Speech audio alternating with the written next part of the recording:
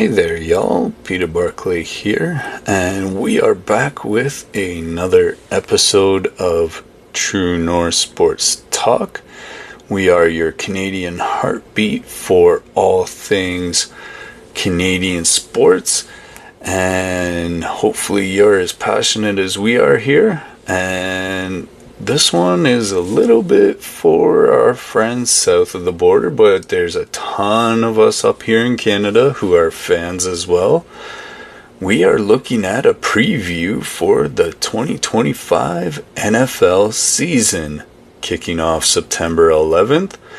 And Game 1 on Thursday Night Football involves the Kansas City Chiefs hosting the Baltimore Ravens. Now this season here, it promises fireworks. We had a blockbuster free agency with tons of moves, reshaping rosters. Training camps underway. We've already had some injuries, testing the depth that was built by the general managers in the offseason. We're going to have a battle for the Super Bowl in Los Angeles on February 8th, 2026. We're going to break down the highlights from the aforementioned free agency. We're going to let you know who's been injured so far. We're going to take a look at what we expect to be the top 5 teams this year, mainly the Eagles, Ravens, Chiefs, Bills, and Lions. And we're going to take a look at some teams that we think may struggle this year, mainly Carolina Panthers, Tennessee Titans, and the Denver Broncos, New York Giants, and the Washington Commanders. We're also going to pick a dark horse. I'm going to wait till later on to reveal that. So you're going to want to stick around and see who we think might come out of the woodwork. And for Canadian fans, the NFL is a global entity that hits home with players from up here north of the border, like Matthew Betts, who plays for the Lions. The league has a growing presence, especially in Toronto. A few years ago, we had the Canadian series with the Buffalo Bills playing out of Skydome. And let's not just cheer. Let's question the narratives, question the hype, analyze data as it comes along, and we'll get your predictions as fans of the league. So let's dive into this gridiron preview. So what do we say we're going to start with first? Well, we mentioned NFL free agency, and that started on March 11th, and that really made some changes in the NFL landscape, reshaped it as you will. The Philadelphia Eagles were able to snag Saquon Barkley from the Giants with a 3-year, $37.75 million deal. That adds to the 1,000-yard rusher of Jalen Hurts offense. As per a recent report, the Atlanta Falcons, despite benching Kirk Cousins, re-signed Calais Campbell for 1 year at $7 million. That bolstered their defensive line. And the Kansas City Chiefs locked up Creed Humphrey with a 4-year, $72 million extension. That anchors their offensive line. The Buffalo Bills added some depth, trading for Amari Cooper from the Cleveland Browns. They gave up a 5th-round pick, so not a whole lot, pairing him with Josh Allen. And the Detroit Lions, they made some moves, picking up Marcus Davenport on a 1-year, $6.5. That seems like a bit of a steal at this point. We'll see how it turns out. And that boosts their pass rush on defense. On the downside, Carolina Panthers lost Brian Burns to the New York Giants in a sign-and trade for a 2nd-round pick, so that leads to them being on the downside of what we're talking about today, as that makes their defense a little bit weaker overall. The Tennessee Titans let Calvin Ridley walk to the Jacksonville Jaguars for $50 million over 3 years. That leaves them a bit of a hole at receiver on this season, so that we won't look at it, but that leaves you to wonder who will step up and fill that void for them. The Denver Broncos cut ties with Russell Wilson, eating $85 million in dead cap. That signals a rebuild in Denver, while the New York Giants and Washington Commanders, they stayed really quiet, relying on draft picks over the free agent market. They didn't make any splashes of note, didn't make any upgrades or downgrades. And these moves reflect a league that's split. Teams like the Eagles and Chiefs, they're doubling down on proven talent, adding to their roster, knowing that at this point in the season at least, they're likely contenders. It would take a trade deadline to figure out who's what, where kind of thing. Other teams like the Broncos and Titans, they're pivoting a bit, looking towards youth, looking towards a rebuild. And for Canadian fans, well, we don't have a lot of CFL to NFL crossovers in free agency this year. That's notable. Toronto's NFL market push for more local stars. These signings set up the stage. However, as always, injuries, they can put a damper on things and rewrite the script of the entire season. So we're not going to speak anything over anyone, but hopefully there's nothing too major that happens throughout the year. And we'll see how it goes. Training camp, as mentioned, is underway since late July. And there have been some injury concerns already taking place. Justin Jefferson of the Minnesota Vikings suffered a mild hamstring strain on August 12th during practice, as per posts found on X while scrolling. That sidelined him for at least 2 weeks of training camp before he's expected back, hopefully by the September 11th opener, and that would be against the 49ers. Matthew Stafford of the Los Angeles Rams, he tweaked his back on August 10th per ESPN.com. That limits him to light drills and just light reps at this point. He is 37 years old, and at this point in your career, the NFL being as rugged as it is, that is starting to bring about durability questions, and they are looking at a potential return of August 24th, which is good. Hopefully as rehab progresses, that's still before the season starts. That's by the end of next week, really. So that doesn't affect their season a whole lot, other than he'll be behind on his reps. The Baltimore Ravens' Mark Andrews missed a week with a shoulder bruise.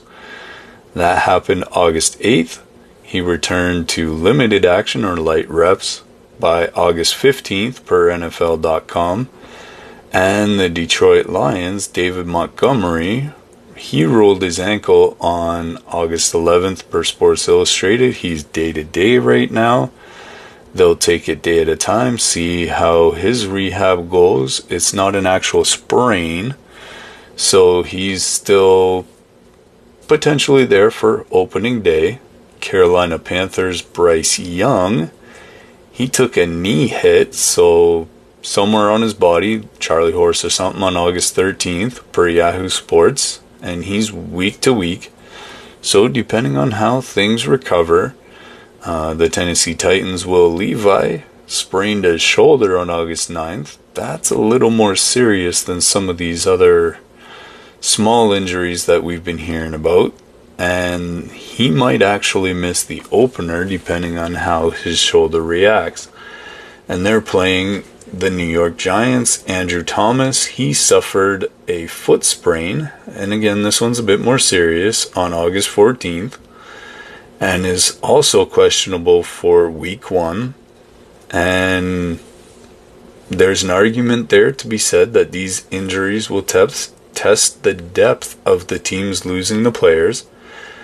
Jefferson's absence could stall the Vikings. Stafford's back, depending on how it reacts at 37 years old, could limit the Rams' playoff hopes, because anyone who's had a back injury knows those can linger. Young's knee could put stress on the Panthers early. And for Canadian fans, with Betts having a clean bill of health with the Lions, that's a bright spot for us up here north of the border. As always, the question will be, can the teams adapt, or will the injuries cause them to fall into an early hole during the season? Now, we mentioned some top teams that we're going to take a look at here. First up is the Philadelphia Eagles. They were 14-3 in 2024. They're primed to continue that record and that dominance. Adding Saquon Barkley to Hurts, that's a dual threat attack. You pair that with A.J. Brown and Devonta Smith. That gives them what should likely be a top 5 offense. And last year they had 28.5 points per game. In football, that is a lot of points. With free agent linebacker Devin White, that strengthens their defense that ranked 8th in yards allowed last year at 321.2. And Jalen Carter's sophomore leap, that hopefully will add to the pressure their defense is able to put on quarterback. Hurts' 15 interceptions last year, they can raise turnover concerns, but if he can clean that up a little bit, lower that rate down, they should be just fine. Training camp saw no major injuries so far for the Eagles per NFL.com, but linebacker Nakobe Dean's knee tweak, so he just maybe twisted a little bit on August 15th. They're monitoring that situation. Hopefully it doesn't get any worse. They open against the Green Bay Packers, and their secondary depth is a little bit maybe. And can they handle elite passers like a Matt Stafford, obviously a Patrick Mahomes, and any of those kind of guys? Their proximity to Toronto, and with the Bills being close to Toronto, that's good for us up here north of the border. It's not that far to go see a game. And let's see. Now, switching gears a little bit to the Baltimore Ravens. They were 13-4 last year. They had a return of Lamar Jackson to MVP form. He had 3,678 yards and 24 touchdowns. Free agent safety Eddie Jackson brings much needed bolstering to their defense. They led the league last year with 60 sacks. Maybe that can go up a little bit this year. Derrick Henry's 1-year, $8 million deal adds a little bit of bruising to the backfield that gives receivers pause running over the middle or wherever they may be doing their route. Andrew's shoulder issue is minor as the team updates, but rookie corner Nate Wiggins' hamstring strain that he had on August 13th might delay his debut a little bit. And yeah, we all know how hamstrings go. They're tricky sometimes. They face the Chiefs week 1.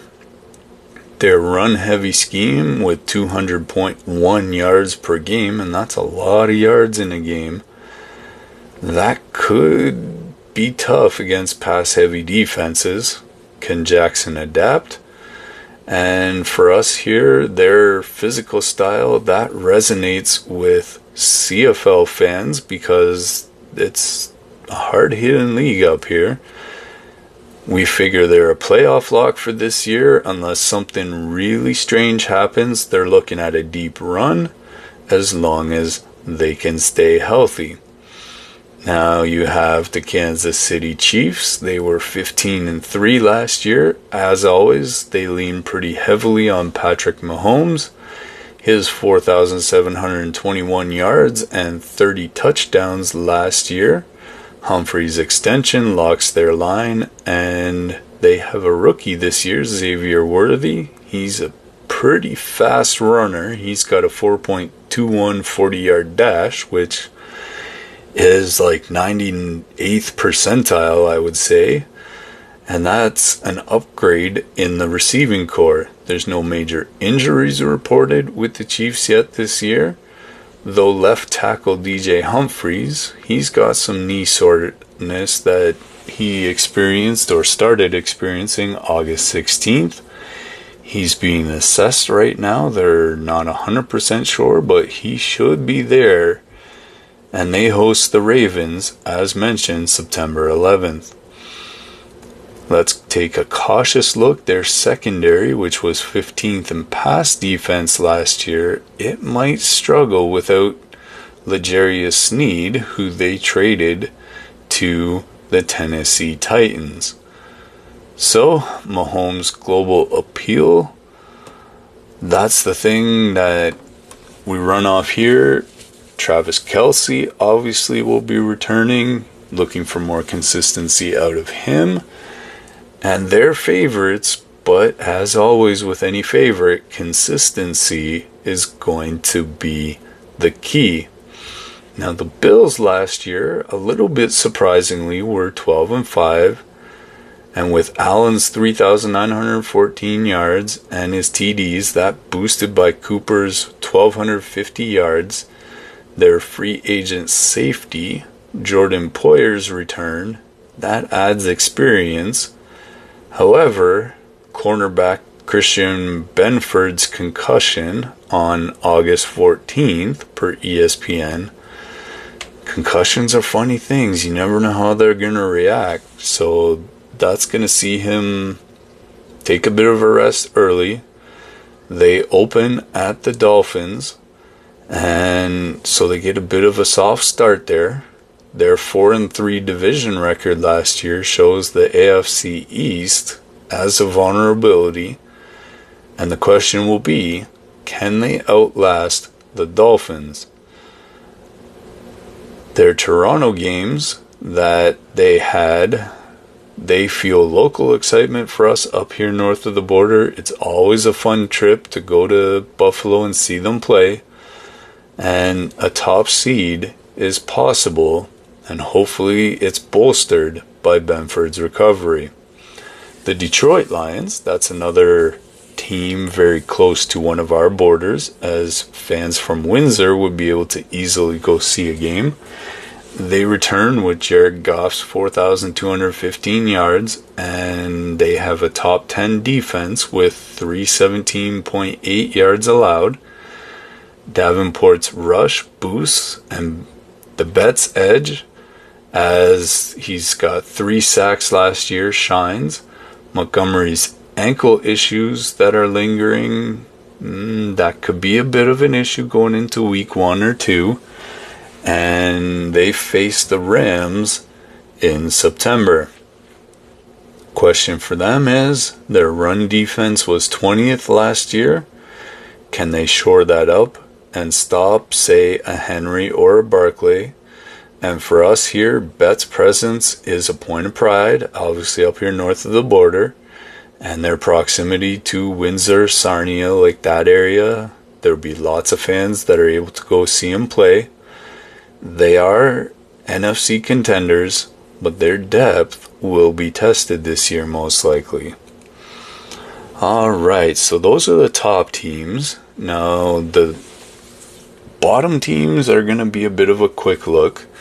The Panthers were 2-15 last year. They struggled. Bryce Young only had 2,815 yards and 11 TDs.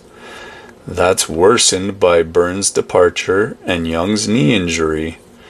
They face the Saints early on, and their 31st ranked offense at 15.6 points, they kind of need a miracle there to boost that up a little bit. And the question will be, can new coach Dave Canales turn it around And can they bounce back from an abysmal season last year? Time will tell. Tennessee Titans, they have a bit of a lack of direction, and with Levi's shoulder injury and Ridley's exit, they open up with the Bears in their initial week. Their 28th ranked defense with 369.1 yards allowed. That's a bit of a trouble spot, because if you can't keep that ball out of your end zone, that spells trouble from the beginning, and it seems like they really need to go through a rebuild and build that team back up.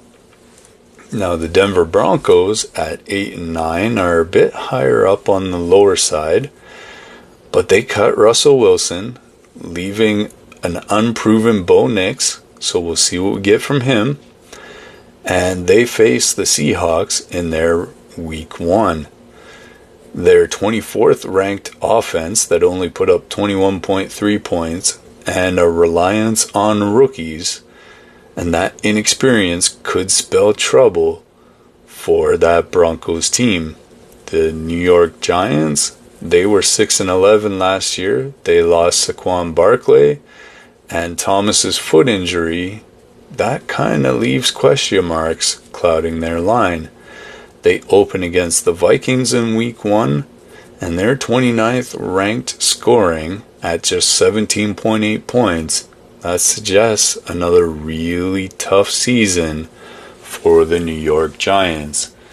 Now, the next team, and one of the worst on this list, there's a bit of negative press, as it were, around the Washington Commanders. And that is because there were some rumors and some rumbling around that President Trump wanted to change their name, along with the Cleveland Guardians, back to their original names in the Redskins and the Indians. The Commanders at 4-12 or something, 13 there, they rely heavily on Jaden Daniels, but their 27th ranked defense at 362.5 yards, that's just not going to cut it. And their opener is against the Tampa Bay Buccaneers. So hopefully that isn't too much of a distraction about the name change. Hopefully he doesn't go too much farther with that. And their inexperience could be their downfall. Now, to set up this next part here, we mentioned at the beginning that we were going to talk about a dark horse that we could see making a surprise move or a surprise splash this year and come out with potential to be a lot better than we might think they are going into week 1. Now that team, and to reveal the dark horse, would be the Atlanta Falcons. They could surprise with Michael Penix Jr.'s potential and Campbell's defense. And despite Cousins' $27.5 million backup role, no major injuries so far as per NFL.com, their 22nd ranked offense at 22.1 points, they need to figure out a way to boost that. And their opening game is against the Steelers in week 1. Penix's inexperience, it's a risk, but if they could get off to a hot start and start building up some momentum, that could make them NFC wildcard contenders. And then, as always, it's one of those things where any given Sunday, you never know what can happen. So we've just mentioned 5, maybe 10 teams here. We've given a dark horse, all that kind of stuff, but there's so many variables that are going to go into this season.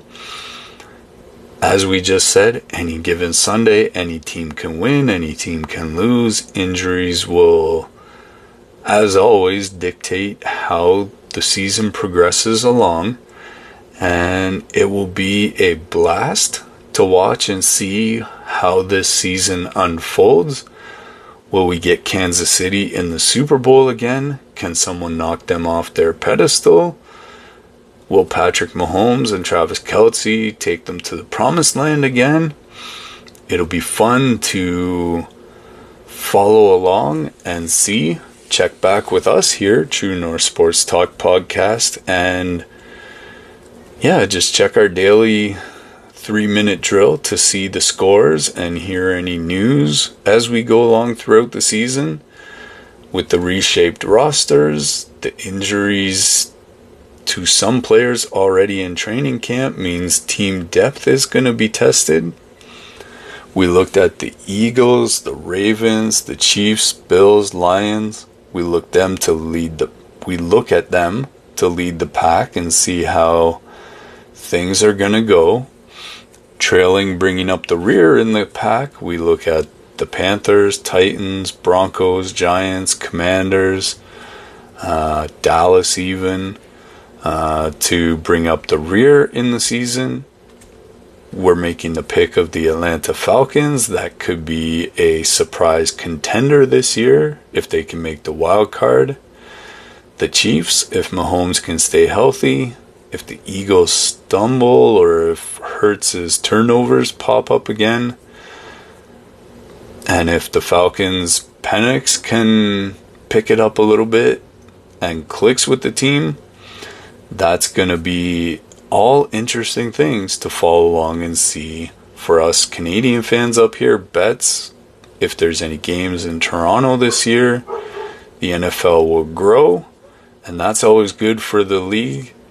Will your team shine, or will they flop?